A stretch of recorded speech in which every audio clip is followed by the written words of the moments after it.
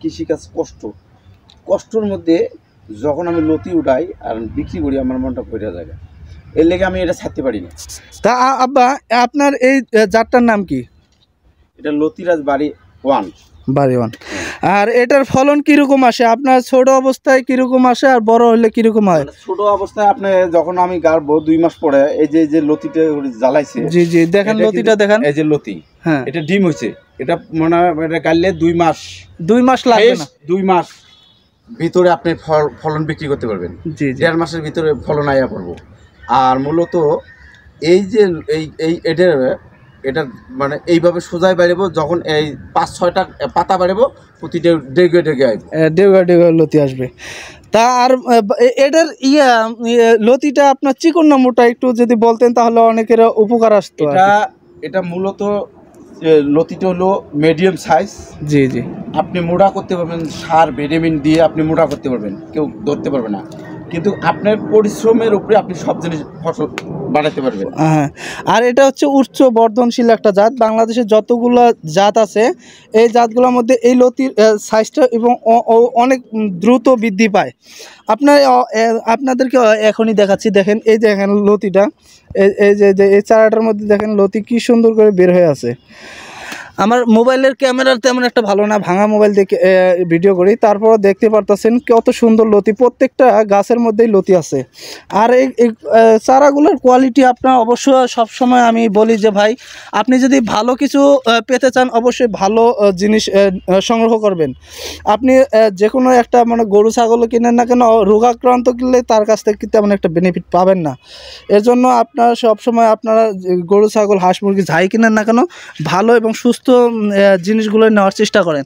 এই দেখেন আমাদের এই দেখেন প্রত্যেকটা গাছের মধ্যে কীরকম পরিমাণে লতি আছে, দেখেন এখন এই লতি বের হয়ে আছে। এই দেখেন আমি আরও দেখাচ্ছি, এই যে এই গাছটার মধ্যেও দেখেন এই যে 2টা লতি আছে।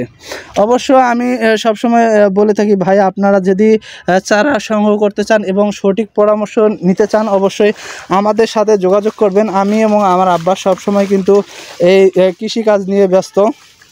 আপনারা দোয়া করবেন জানি আমরা 2 বাপুতে সুন্দর এবং মিলেমিশে থাকতে পারি, আমাদের সংসারটাকে ভালোভাবে পরিচালনা করতে পারি। এই কামনা নিয়ে আপনাদের কাছ থেকে আমি বিদায় নিচ্ছি। আসসালামু আলাইকুম ওয়া রাহমাতুল্লাহি ওয়া বারাকাতুহু। বিসমিল্লাহির রহমানির রহিম। আসসালামু আলাইকুম ওয়া রাহমাতুল্লাহি ওয়া বারাকাতুহু। আপনাদের মাঝে আমি এই চারাগুলো দেখাচ্ছি। এখানে চারা আছে হলো 2500 চারা, 2560টার মতো চারা আছে। আর এই চারাগুলো যাবে হলো ময়মনসিংহ। আমার এক বড় ভাই সে আমাকে অগ্রিম টাকা দিয়েছে, তার জন্য এই চারাগুলো আমি প্রস্তুত করছি।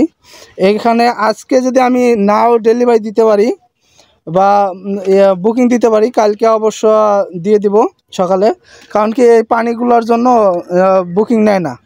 আর পানিগুলো অবশ্য ঝরে ফেলে দিতে হবে, তারপরে এগুলা করতে হবে। আর আমাদের এই চারার কোয়ালিটিগুলো দেখুন একটু, আবার একটু কিছু চারা আপনি তুলে দেখান তো দর্শকদের আমাদের চারা কোয়ালিটিগুলো কীরকম। এই দেখতে পারতেছেন আমাদের চারার কোয়ালিটি। ডিম হয়েছে মানে ডিম বলতে যে ছোট ছোট যে লতি। হ্যাঁ হ্যাঁ, আপনারা দেখতেই পারতেছেন। তা আব্বা এই চারা বা এই কচু ফসলের মধ্যে আপনার সফলতা কীরকম? আপনি কতদিন ধরে? ইনশাল্লাহ আমাকে আল্লাহ এই কচু দিয়ে আমি অনেক রকমের কাজ করতাম। জি, এই 3 বছর থেকে আমি অন্য কোনো কাজ করি না। হ্যাঁ জি, এই 3 বছর থেকে আমার আল্লাহ তাআলা এই কচুর মাধ্যমে আমার রিজিক ফায়সালা করছে বিশালভাবে। জি, আর এই কাজটা